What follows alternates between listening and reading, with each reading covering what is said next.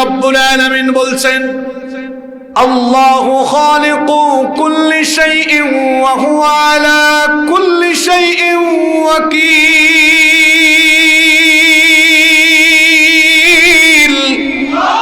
আল্লাহ তাআলা বলছেন সব কিছুকে সৃষ্টি করেছি আমি, আর সব কিছুর নিয়ন্ত্রণ এবং পরিচালনার দায়িত্ব যিনি গ্রহণ করেছেন, গলার আওয়াজ বড় করে বলেন তিনি কে? প্রকৃতির একজন নিয়ন্ত্রক আছেন, একজন পরিচালক আছেন, তিনি কে? ভূমিকম্পের প্রথম কারণ বলছিলাম প্রাকৃতিক বিপর্যয়। কেমনে ঘটে? এই যে আমরা জমিনের উপরে আছি, এই মাটি, এই ভূমি কয়েকটা প্লেটের উপরে নির্মিত। আধুনিক বিজ্ঞান যার নাম দিয়েছে টেকটনিক প্লেট। এই টেকটনিক প্লেটগুলো সন্তরণশীল। সন্তরণ করতে করতে যখন একটা প্লেটের সাথে আরেকটা প্লেটের ধাক্কা লাগে, তখন ভূকম্পন অনুভূত হয়, এবং সেই ভূমিকম্পের মাত্রা কত বেশি হবে সেটা ডিপেন্ড করে ওই ধাক্কার উপরে। টেকটনিক প্লেট একটার সাথে আরেকটা হিট ধাক্কা খাবে, যত জোরে ধাক্কা খাবে যত বেশি, ভূমিকম্পের মাত্রাও হবে তত বেশি। এটা ভূমিকম্পের একটা কারণ। ভূমিকম্পের আরো অনেক কারণ আছে, যেমন ভূগর্ভে মাটির নিচে শিলা আছে, এই শিলাচ্যুতি যখন ঘটে তখনও ভূমিকম্প হয়। আবার ভূগর্ভে আগ্নেয়গিরি রয়েছে, আগ্নেয়গিরি থেকে যখন অগ্নুৎপাত হয় তখনও ভূমিকম্প হতে পারে। আবার ভূমিধসের কারণেও ভূমিকম্প হতে পারে। তবে মনে রাখতে হবে, আল্লাহর হুকুম ছাড়া, এই যে প্রাকৃতিক বিভিন্ন কারণ বললাম, প্রকৃতি আল্লাহর হুকুম ছাড়া একটুও নড়াচড়া করতে পারবে। তাহলে ভূমিকম্প এটার এক নম্বর কারণ প্রাকৃতিক কারণ। তবে মনে রাখতে হবে, প্রকৃতির এমনি এমনি বিপর্যয় হয় না। প্রকৃতিকে ভারসাম্যপূর্ণ রাখা অথবা প্রকৃতিকে বিপর্যয় ঘটিয়ে বিপর্যস্ত পরিবেশ সৃষ্টি করার একমাত্র ইখতিয়ার যার, আওয়াজ বড় করে বলেন তিনি কে? দুই নম্বর হলো কৃত্রিম কারণ।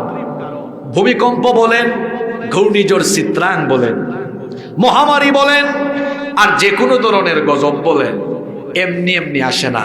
এগুলো মানুষের পাপের কামাই। মানুষ যখন পাপ করতে করতে, গুনাহ করতে করতে পাপের সাগরের অতল তলদেশে ডুবে যায়, তখন মানুষকে সতর্ক করার জন্য গজব পাঠান কে?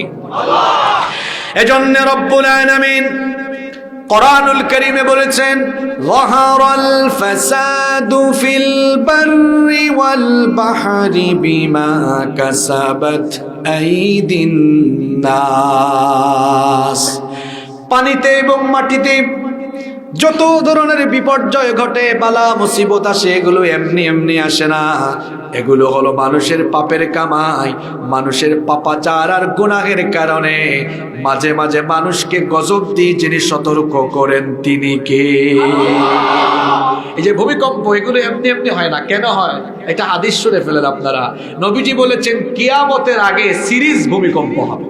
সিরিজ ভূমিকম্প, কিছুদিন পর পর ভূমিকম্প, মহামারী আসবে, ভয়াবহ গজব আসবে, হাজার হাজার মানুষ মুহূর্তেই শেষ হয়ে যাবে।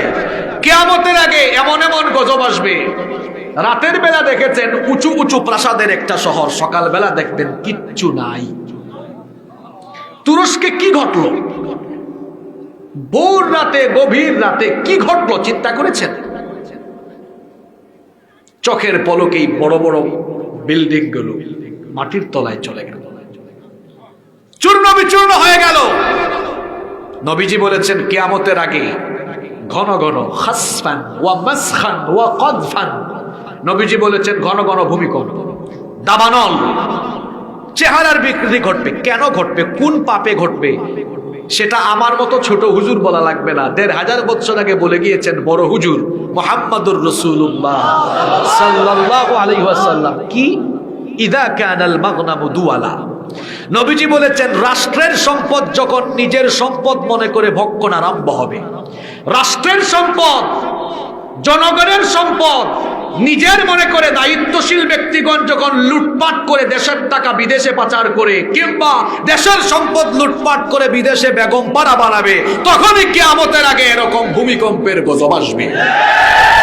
ওয়াল আমানাতু মাগরামা, আমানতের যখন খেয়ানত চতুর্দিকে শুরু হবে, ওয়া তুআল্লিমা লিগাইরিদ্দিন, মুসলমান তার সমাজ থেকে, রাষ্ট্র ব্যবস্থা থেকে যখন শিক্ষানীতিতে ইসলামকে, দ্বীনকে বাদ দিয়ে দিবে, সব আছে সিলেবাসে ইসলাম, গজব, কি গজব যে সামনে আসতেছে আমরা জানি না।